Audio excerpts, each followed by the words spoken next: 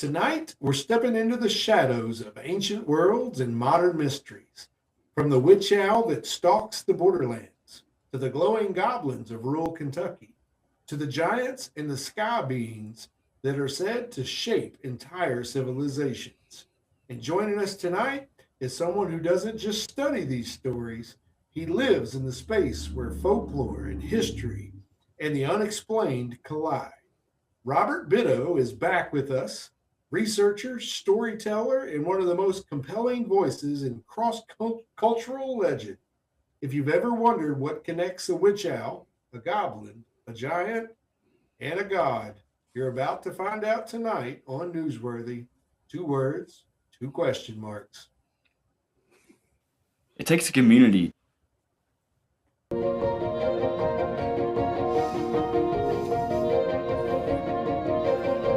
I'm Steve, and I've not seen a conspiracy that I don't like.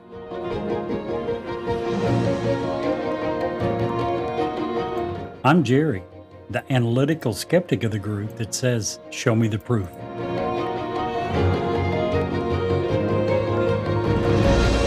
I'm Brett. I'm the mediator between the two elders and usually cast the deciding vote.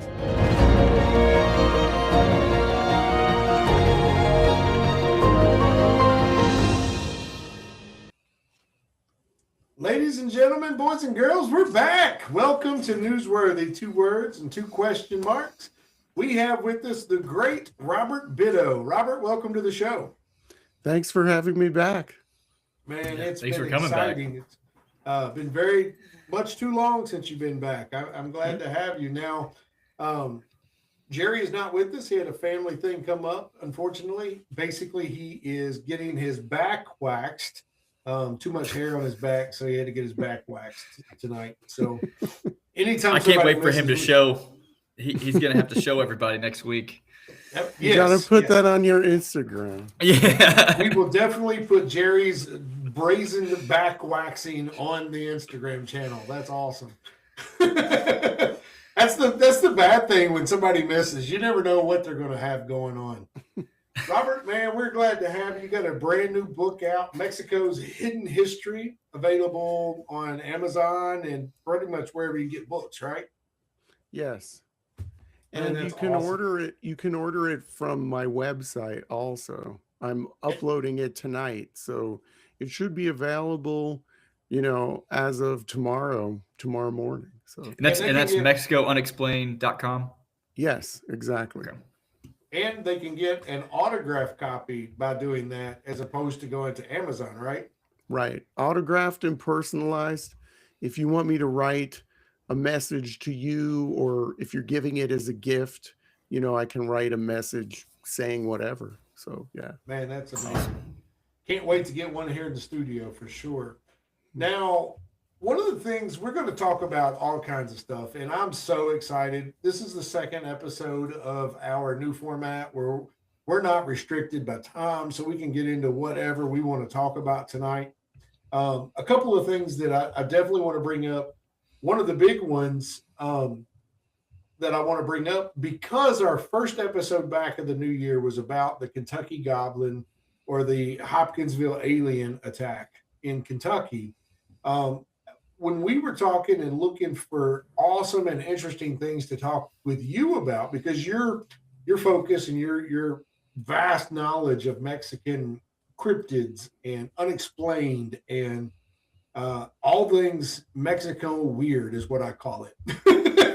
The Lechuza and the Kentucky Goblins have an enormous amount of stuff in common. So could you take us, what is it, a Lechuza, and kind of start talking about that a little bit, and then we'll bring in some Kentucky Goblin stuff and see why I thought in my little pea brain that those two things are very similar.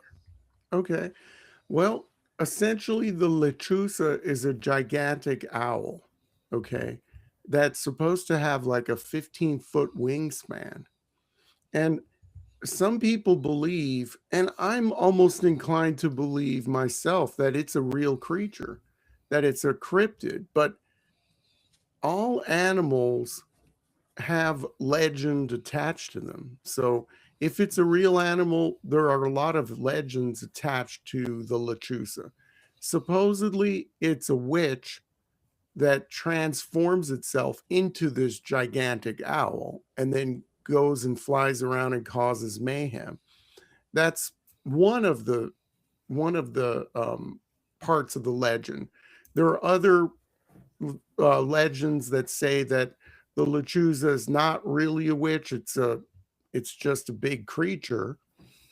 And then in other stories, it's the son or daughter of this witch, or it's a familiar of the witch, like a black cat.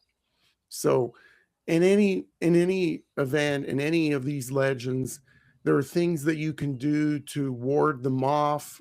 They are attracted usually to emotion. You know, if there's some sort of despair, anger, they will, like, if there's an argument in somebody's house, they'll perch outside on a tree waiting for someone to storm out and then attack them. They also supposedly hang out outside of bars too and attack drunks, because in one of the legends, it was the creature was created by a witch after the witch's child was killed by a drunk person. So she created this creature, right? And there are ways to ward off the creature. You can throw salt and chili powder in its face. And then if you are having a recurring problem with this, then you take a long rope and tie 7 knots in the rope and hang it outside your door. And that's supposed to repel the creature. And in almost every story where there's shape shifting involved, if you shoot the creature, then it will return to its original form. Let's say it was a witch, a woman. You shoot the creature, it falls out of the sky, and then it turns into, the haggard woman again. And in some people believe that these gigantic owls are screen memories. And if you know a lot about the abduction experience, screen memories are when the grays appear and then they create a memory in the person's mind of an owl. Okay, usually it's an owl. I think Bud Hopkins even had that in his books. So the lechuza is kind of all over the place.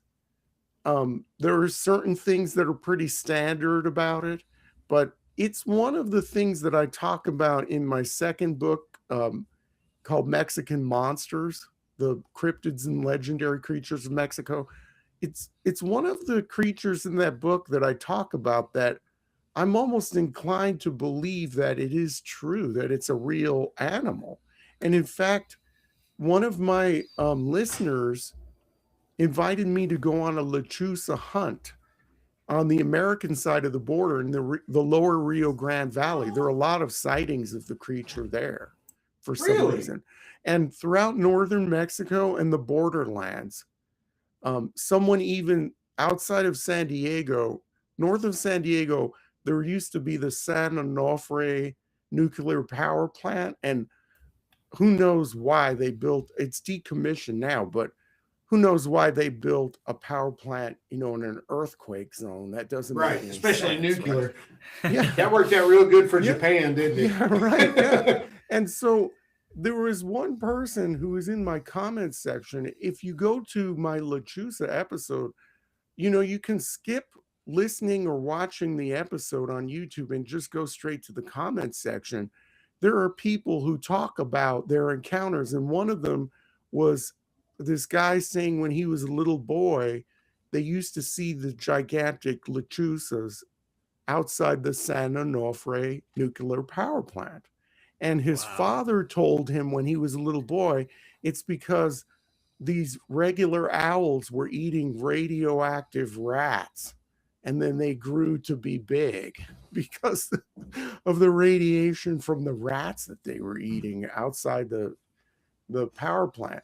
But so there's the myth, and a lot of people have seen these things, so I'm almost inclined to believe that there's something real behind this, a real animal, possibly.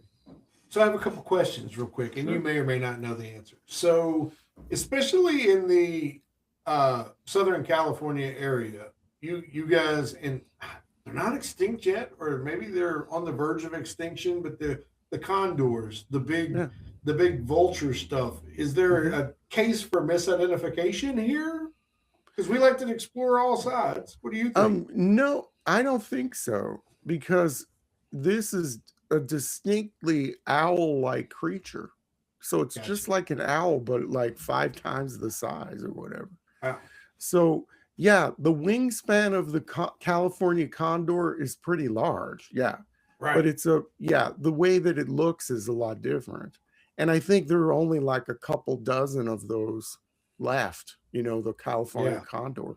I mean, there's so many things in California that are extinct. The flag, if you know the flag of California, it says Bear Republic. Right. California grizzly bear has been extinct for years, but it's on the geez. flag. Is that Oh, why wow, they're I so love it. hypersensitive about their creeks and their little 3-inch fish? Yeah, They're always fighting with the exactly. farmers. The smelt and diverting the water and all that. Yeah, I'm so glad I'm not there anymore. So one of the reasons why we wanted to talk about this is because we talked about Kentucky goblins, and the reasoning being is what they described. A lot of people have said, look, it's probably just an owl that they experienced, but these owls were much smaller. So this almost sounds more like a Mothman type creature than Right. than the Kentucky Goblin incident. And Yeah. first, and I just got to say, I am not a believer in the owl theory for the Kentucky Goblins. Right. Yeah. Just a quick, we're not going to go back into the whole episode, but just a quick reminder for our listeners and for you, Robert. The Kentucky Owls was approximately 10 to 15 owls or beings that proceeded to attack this house after a gentleman in the backyard saw what appeared to be a craft land. Some people describe that as a meteor because we were going through a meteor shower at that particular time. But then what followed was weird interactions with their dog. Their dog was happy. Then it cowered under the bed, and then the attack started. And this was an attack that lasted several hours. And to the point, Wow. this family was scared enough. There was 5 adults and 7 children. It was some crazy number, 11 people. That'd be 12. So whatever it is to make 11. They were literally so scared they were shooting through their window and through the walls and through the doors trying to get these things away. At one point, there was one of the men that was standing on the back porch, and one of these things reached over the porch and grabbed his hair. But the reporters said that, or not the reporters, the Fed, said, well, it was owls. Owls, which are extremely territorial, don't want anything to do with each other unless it's mating season. And they all got together, 10 or 15 of them, and attacked. And these people who were farm people didn't hit any of them and cause any feathers to fly, no blood, no anything. So Wow. that was the story in a nutshell. But the descriptions of this being an owl type creature is what made me leave. I was like, whoa, that's kind of like the Kentucky Goblins, but the size here is way different. Yeah. And the tie-in could be, like I was saying, the screen memory. When the grays appear, sometimes people claim that they see owls instead of aliens. So I don't know. That's Yeah, I don't know if you see my screen. I just shared it, but I was just trying to show like this is the owl that they said that it was, and this is the creature that they're describing. Wow. Yeah. Yeah, it doesn't. Yeah, that's doesn't pretty look like an freaky. owl to me. I No. don't buy the owl theory. I just don't. And in this No. case, what you're describing, man, in Chernobyl, which is our best case scenario, the best opportunity we have for a radiation catastrophe in modern times, animals are existing. You know, wolves are thriving. There's actually algae that is eating the radiation. This world is an amazing place. I just want to say, first, our creator got it right. No matter what we do to mess it up, there's something out there that's going to fix it. It's self-healing. Yeah. Yes. But we don't see monstrous wolves and rabbits running around Chernobyl. Right. Just saying. Yeah. So how many sightings do you think of Lechuza are there on a yearly basis?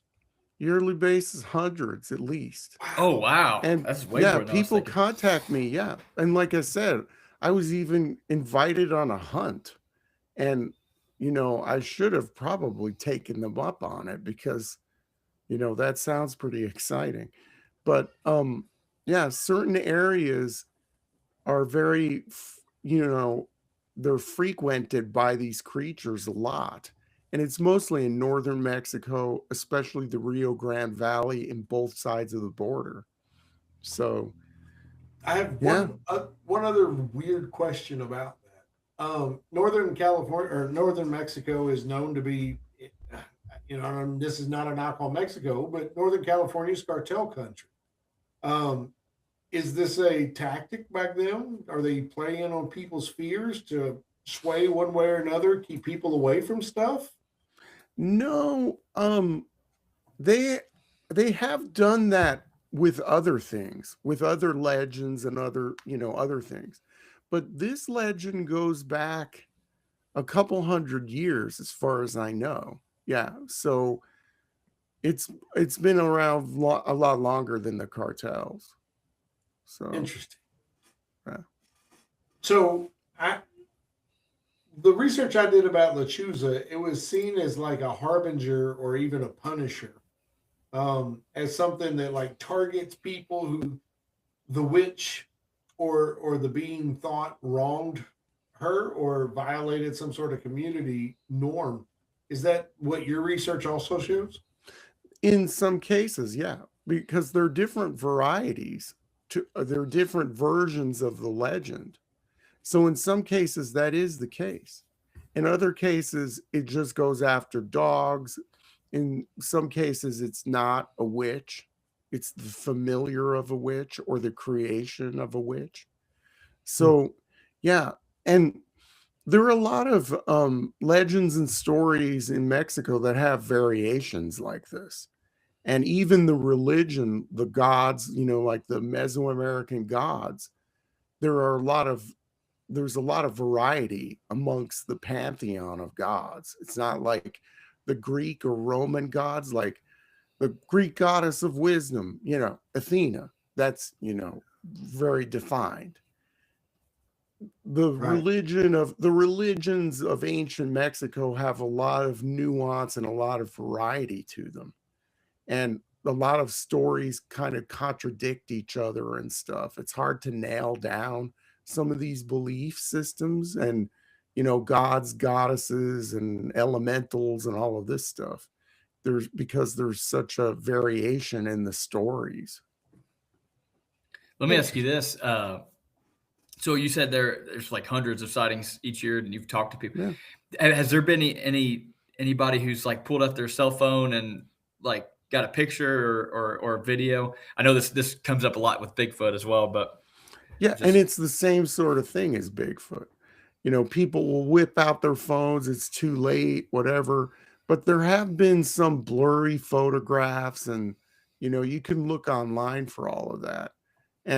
But it's what happens with this Lechuza for a lot of people is it just comes out of nowhere, and so it all happens so fast that people don't even know what's going on. And if I came in contact with a huge owl, that's probably not my first thought is to get on my phone. My first thought's probably just get out of there. Yeah. I can speak to. Oh, I didn't mean to cut you off, Robert. I'm sorry. No. I was gonna say a lot of this happens when people are driving along deserted highways, and then the creature will come and land in front of the car to try to get the car to stop, or sometimes it has gone onto the roof of the car. In fact, there was a cop car in a small town in Chihuahua where what they're thinking a Lechuza tore part of the roof of the cop car off, and there were claw marks and all of this stuff. That's a weird story right there, because there what could have done that? A backhoe or something like that, maybe, but so yeah, it's really Wow. interesting. Dude, that is impressive. Like when I started researching it, I had no idea that it was such a big deal. And it absolutely sounds a lot more like a Mothman type experience than it does a Kentucky Goblin experience. The only thing similar in that is the actual shape. But I apologize Right. for that. The whole Wow. owl imagery. But there could be a connection through, like I was saying, the screen memories, because a lot of people say that aliens are the grays. They implant these memories into you so that you don't remember seeing a gray, you remember seeing an owl instead. Right. So So that's one of the funny things that we're going to cover it in a future show. Um, about what Dwight Eisenhower supposedly allowed. That first contact actually happened during the Eisenhower administration. And in order to keep the peace, he signed a treaty that allowed the Greys or the little green men, whatever you want to call them, a certain amount of what's called research, research humans, if you will. right. But man, that's neat. I appreciate your insights on the Lechuza. Yeah. So let's change gears a little bit. Let's talk for a few minutes. I want to talk about and I'm going to struggle really hard to say this word. Quinmetzin, is that right? Quinmetzin In giants. Spanish, when there's a QU and a vowel after it, it's always the K sound. Okay, Okay. so it's Um, Quinmetzin. yeah. All right. Okay, Okay. That's look at that's that, close Brett. enough. I got that, baby. I want to talk about that in a little while. Tell us about the last thing that you found when you were looking at it, because you do this. You have your own YouTube channel. You talk about Mexico Unexplained. And you were just telling us you've done over 400 shows. So Yeah. what's the last thing that you did that you were like, holy crap, I need to dig into that on my own time. That excites me. What would that be? Gosh, where would I start with that? I mean, well, I get a lot of suggestions from people, and and I really love the feedback that I get from the viewers and the listeners. And one of the shows that I did recently, it was about a young guy in Mexico who was getting his pilot's license, and he was flying his plane and then teleported to the coast, and there was like jumped through time and appeared, and this is documented. And it would have been impossible for him to fly that far in that short of time. And there are a couple of other instances that I've looked at of this sort of uh, jumping through space, I guess, eliminating the space between 2 points. And some go back to colonial times. Like, for example, there was a man who was in the Spanish Philippines during colonial times and was a palace guard, and he woke up in Mexico City in New Spain and dressed in his garb and everything, and he knew that the the the governor general of the Philippines had died, and he could not have known that because it took months for the galleons to cross the Pacific, and he just appeared on the side of the cathedral in Mexico City, and people were like, who is this person? Why is he dressed like this? And he didn't know what happened to him. Wow. Oh my Yeah, goodness. and the thing is, people say, "Oh, that's just a a tale, a story, whatever, a legend, but it's documented in the Inquisition because the guy was examined by the inquisitors because they thought that he had used witchcraft to do this teleportation, and he didn't know what was going on. And Wow. there are a lot of theories as to what happened. And in the Philippines, a lot of people don't know that the southern part of the Philippines is Muslim. And he was fighting, as a younger man, he was fighting the tribes in the southern Philippines during the Spanish conquest of the Philippines. And there's one theory that a jinn it was responsible. He was cursed by a jinn when he was younger for killing all these people. So, in the Islamic faith, the jinn or the genies, who can cast spells and stuff. So some people think that was the reason how he got teleported. But there's another strange story about teleportation too in the same area. This is all happening around Mexico City. In the 70s, there was a couple from Argentina who were driving their car outside of Buenos Aires in thick fog. And then all of a sudden they appeared on a road outside of Mexico City in their car, their Argentinian car. And they were driving around. This is documented. This is not a legend. Okay. There are pictures, there's proof of this. And yeah, they were driving around and saying, we don't recognize this place. What is this? And they pulled out to the side of the road, and the Spanish was a little bit different. They didn't recognize the mountains or anything like that. And they were in Mexico. Wow. So some people think that there's a portal that's there, And Jeez. yeah, so I've never even heard about this. That's crazy. yeah, You didn't hear about the pilot? See, the first story you talked about was the pilot. Yeah. right. That happened within the last 6 months, I think. That No. I didn't hear anything about it. Wow. Well, no, the pilot happened years ago. It was, Oh, really? yeah, but there was some other story about that. I heard another story about a pilot going through something similar just within the past year, but it's Mhm. not this specific story. Gotcha. But so some people think that there's, the veil is thin or whatever around Mexico, and so around Mexico City, and some people, the ancient nickname for Mexico City was the belly button of the world. And your belly button is where you connect to your mother, right? Right. Through the umbilical cord. And so, yeah, people say that there's a lot of weird stuff going on there, and that it's a special place. And I actually lived in Mexico City for a while, and it is a very unusual place, I have to say. A different Unusual in vibe the there. fact that it's so large, because Mexico City, from all accounts that I've ever seen, I've never been there, is sprawling and just unbelievably large. It's a monster of a city, and it really shouldn't be there because it's in this earthquake zone, and it was built on a dry lake bed. They had to drain the lake, and the city spread out across. So it's in a very unstable place. And then there's an active volcano that's right there. Yeah. Popocatépetl.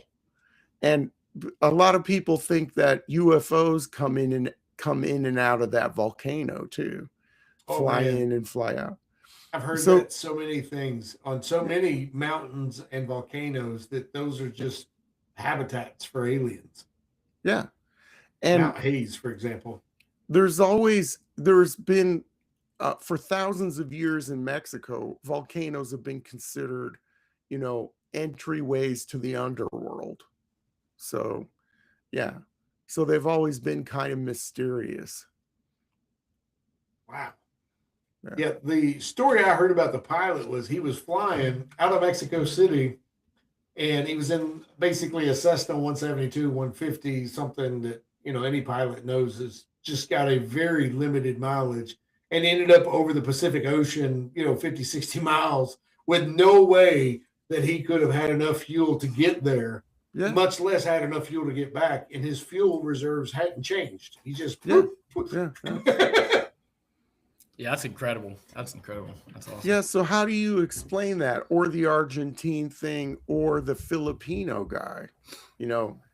Even then, but like I said, it was documented in the Inquisition because he was Right. examined formally, by the officials to see if he was a witch. And they couldn't make up their mind about him, so they sent him to prison anyway. And When in Yeah, doubt, they- just imprison him anyways. yeah, I'm so glad we don't live in Mexico because I'd be in prison all the time. Guilty So- until proven innocent. Right. They sent him actually to Santo Domingo.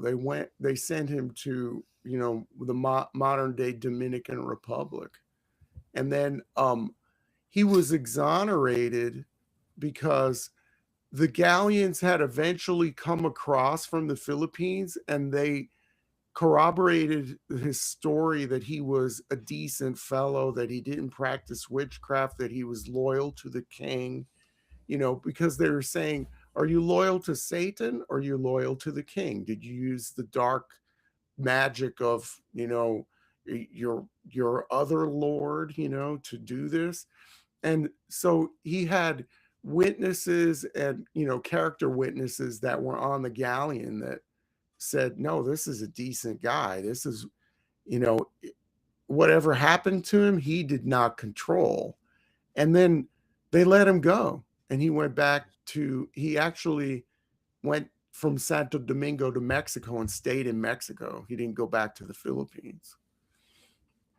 Impressive. So, yeah. So the thing that I take from that is way back we talked about pictures and being able to take a picture of one of these things. I've interviewed a lot of people. We go to festivals, 4 or 5 festivals a year, and just interview people about their encounters, be it with an alien or a cryptid or whatever. And I'll never forget these 2 couples that came up. They had a summer home in Florida, and they were all sitting on the porch. The one couple was leaving, they'd been out, they'd had a night of drinking and games or whatever. And they were all sitting on the porch saying their goodbyes. And all of a sudden, a dark ship went over their front porch, slow and silent. And they all kind of looked up and saw it. And all of them, one of them was a retired Air Force aviator, looked up and saw it. And it was nothing that we had ever created or that they had knowledge of anything we'd ever done. It was flying way too slow, way too silent, just hovered above their house and went on. And finally, when it finally moved past them, they were like, huh, did any of y'all get a picture of that? And none of them, they were so caught in the moment that they didn't think I need a picture of this. I need to get this. I think that happens a lot more because there's 2 kinds of people on Facebook, if you will. There's people that take pictures of everything. And then there's people that very rarely put a picture of anything because and I think that the difference is the people that are taking pictures of everything miss what they're taking pictures of. At least that's the way I felt. When I was watching Brett and Josh play baseball, I was so enamored in watching them play baseball and enjoying the moment that I didn't take a lot of pictures. I was enjoying it. Right, and then you've seen the mom over there that was taking all the pictures but couldn't tell you what happened in the game. So I don't know. It's just my thought. So what else is happening down in Mexico that the people up here and around the world need to know about, Robert? Mexico is a weird place. And that's if you take out the government and the cartels and all of the crazy that goes around in the geopolitical part of it. What is going on cryptid and or unexplained world that the rest of the world needs to know about? Where could we start with that one? Gosh. I'll tell you what, let's take a quick break, and we'll get into that as soon as we get back. Sound good? Okay.